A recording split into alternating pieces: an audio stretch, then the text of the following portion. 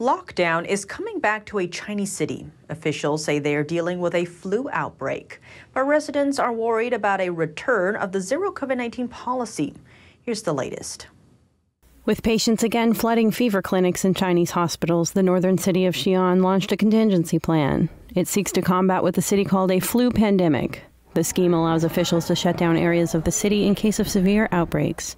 Measures include school and business closures and a ban on mass gatherings. Home to a population of 13 million, Xi'an was the first city in China where the Omicron variant emerged in late 2021. Now, new controls similar to those devised for COVID-19 are unsettling the public.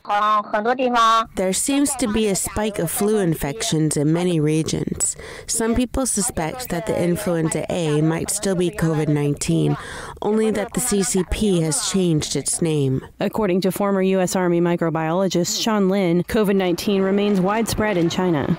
Some reports even say makeshift hospitals are still being built. Have you ever heard about any government building a quarantine facility for flu outbreak?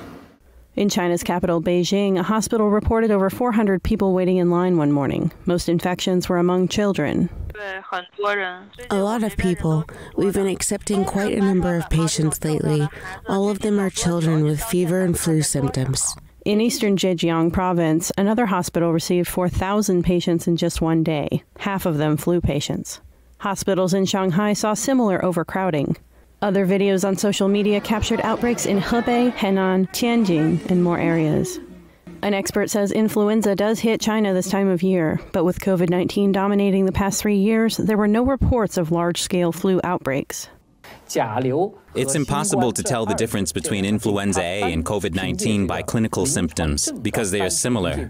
The only way to precisely distinguish them is through antigen testing or nucleic acid testing. Tong added, the sudden flare-up is fueling doubts about Beijing's transparency on COVID-19 and other data.